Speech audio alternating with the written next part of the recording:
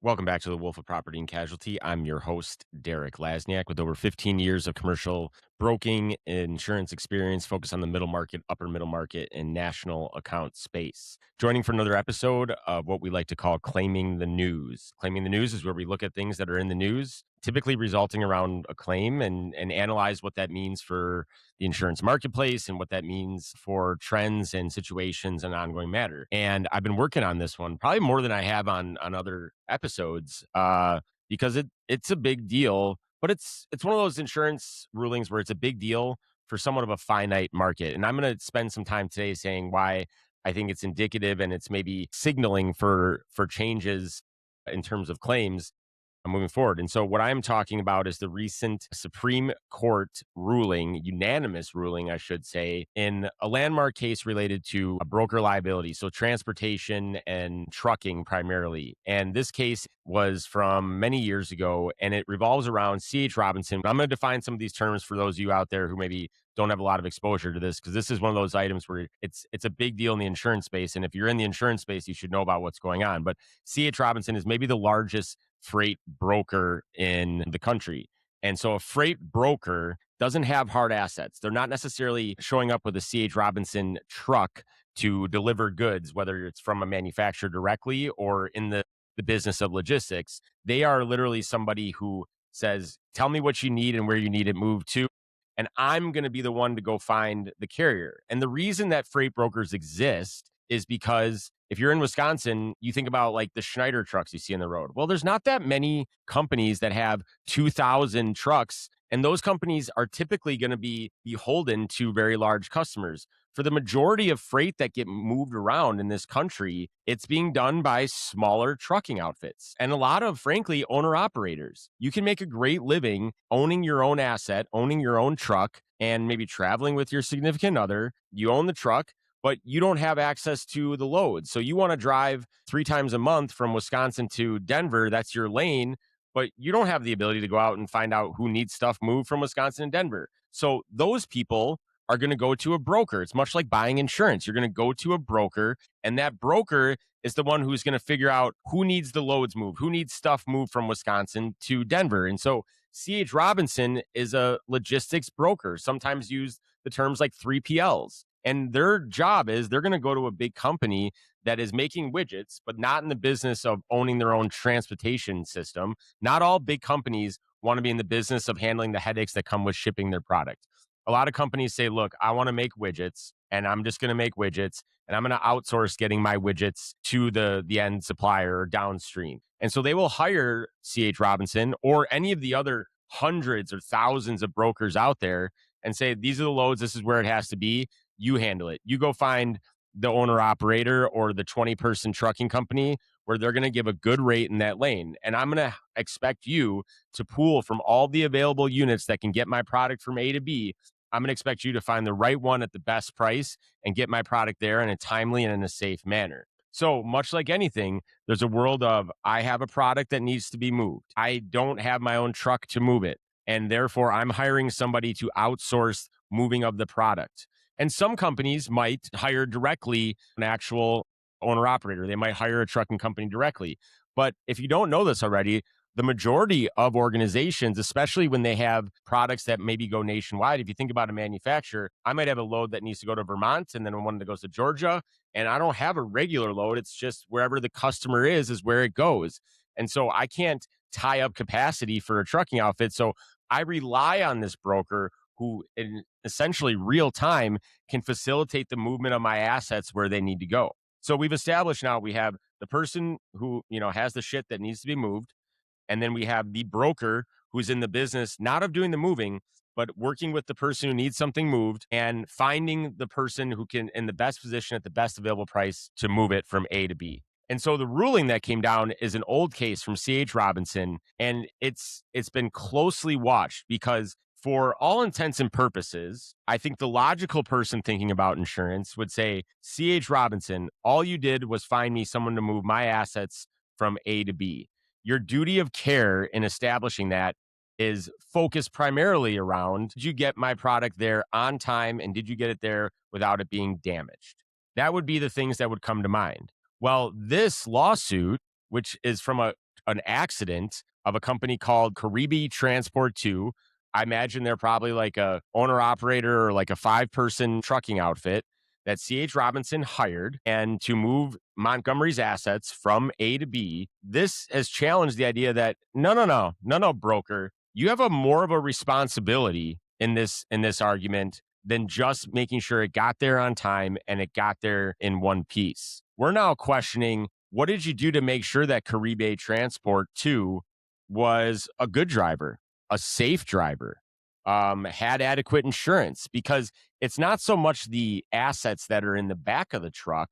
It's more so the fact that a truck going down a highway is essentially a missile. And unfortunately, truck accidents that happen over the road, because of the size and because of the weight that they're hauling, oftentimes are going to have devastating effects. Oftentimes are going to have fatalities. And so Caribe Transport 2, which was hired by C.H. Robinson to haul the goods for Montgomery from A to B, not only does C.H. Robinson now, and a unanimous decision by the Supreme Court, not only do they have to vet them for, hey, they are real people. They're not going to steal the load. They're going to get it there in time. They're going to get it there in one piece. But now they've unanimously, at the highest court in the nation, have said, your duty of care, we're saying definitively, must include, are they safe? Do they have a reasonable amount of insurance? And keep in mind, for those of you exposed to the transportation industry, most trucking outfits, whether they're 1 unit, 2 units, owner operator, 20 units, because the price is so extreme to buy liability insurance if you're running over the road trucking, meaning more than 500 miles, because the cost of insurance has gone up due to these extreme accidents and plaintiff litigation that's out there as a result of them. Most insurance carrier, or most people who haul for hire third-party trucking outfits, most of them are buying $1 million of liability insurance, if that. There is no umbrella. And for those of you who listen to this that are in the manufacturing world, or in the more general insurance, you're like, what do you mean they only have $1 million of liability? That's insane. Well, yeah, but it's cost prohibitive. You can't make money being a trucking outfit with more than $1 million because the cost of liability insurance is so high. And keep in mind, the strategy that trucking organizations have used, at least from what I've seen, is that they lease their trucks from Kenworth, for example, so they don't own them. And think about what the company has in assets. All they have is their client list and a bunch of leased trucks. So let's say they do get into a head-on collision where they're at fault because the driver nodded off at the wheel, and all they have is $1 million of insurance, and the victim's family sues them in court and says, I want $20 million. They're going to say, well, I got $1 million in liability insurance and the balance sheet of this company, this LLC, that has nothing on it. I got a client list and I got a bunch of trucks that I leased from Kenworth that I don't own. So I'm going to go bankrupt. And so it's perpetuated this cycle of underinsurance due to the insurance rates for trucking markets, as well as the fact that there's not a lot of assets at play afterwards that you would buy insurance to protect. Now that we're establishing that, what the Supreme Court is essentially saying is that the person who's hiring that trucking outfit, which again, 80% or whatever the number is of people use to move their goods, they now are responsible for making sure that they're qualified, that they're adequately insured, that their safety record, that their DOT record, that their maintenance of their vehicles is all up to snuff. That's a huge burden for brokers to have to take on that they didn't necessarily have a legal obligation to. And this landmark case has essentially unanimously said that, hey, C.H. Robinson, Caribe Transport 2 might have $1 million limit and they might declare bankruptcy for any settlement or conviction that's above that. But C.H. Robinson, you're a $100 million plus company and you have a lot more insurance. Well, you're part of this too, because you failed to vet Caribe Transport and they got into a head-on collision for a load that you brokered to them, and you did not use reasonable care and duty as a broker or a 3PL in selecting that trucking outfit. So this is a huge case. Now, again, it's a huge ruling for somewhat of a finite area of the marketplace, but it's very rare that you see any insurance claims or litigation rise to the level of the Supreme Court. So I think this is, a very, very good point. Now, I have some experience in my career. I worked with a couple of organizations that were in the brokerage business. They were acting as a 3PL, not at the scale and size of C.H. Robinson.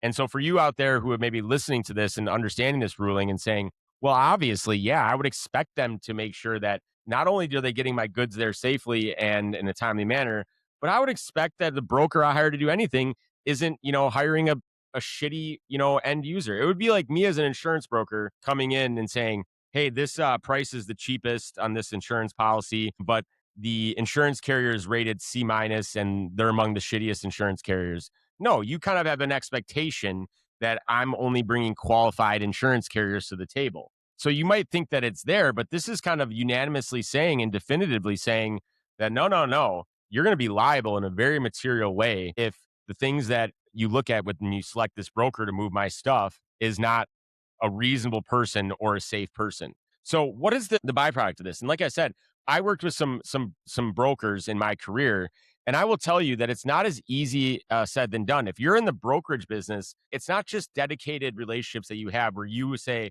I'm going to move all of ABC companies' materials, and I'm working with them day in and day out, and I get a feel and a flavor for where goods are going. A lot of times you're filling and creating revenue by going to a board of loads, essentially an open marketplace where there's loads out there that need to be moved, and you're going and grabbing and you're bidding on it in an open stock market like situation. So you're knowing that you have a carrier that's going from A to B, and you want to fill their load, and you're going to go out and try to find one. You might not necessarily know that company. It's an open marketplace, and brokerages are trading loads much like you would trade stocks. And in order for you to make money doing this, to get your brokerage fee, your commission for getting that load done, you have to have a stable of carriers. So you can see all the loads. That's public information that you can bid on. But your special sauce is, what carriers do I have access to? What hundreds or thousands of small trucking firms or owner operators do I have access to in my system to know that I can match A with B and create value and create margin for myself? And so in order for you to be a successful brokerage, you might have to have 1,000 carriers in your system, 1,000 owner operators, or 1,000 trucking outfits. So now the great companies, and I was blessed, very good companies, they said, I'm not going to do business with you if you're not safe to begin with, even before this ruling. They were checking for insurance. They were checking to make sure that their DOT scores were up to snuff. They were doing the right things because it's the right thing to do. But they also didn't have the pressure that came with, if they were to be brought into a lawsuit, even though they did everything in their power to vet that carrier, they had some level of immunity because of how state statutes. Well, now that it's definitively gone via the Supreme Court. So it's putting more of a burden on companies that either weren't doing the vetting process ahead of time, or if they were, it better be locked up tight. And that's not easy to manage 1,000 different carriers, half of which are owner operators. Just making sure you have up-to-date certificates of insurance to show they have any kind of liability limit, let alone the $1 million minimum, if you think that's enough. And knowing that the day you get that certificate, an owner operator might lapse on payment to Progressive, and that certificate, although you have it, is null and void.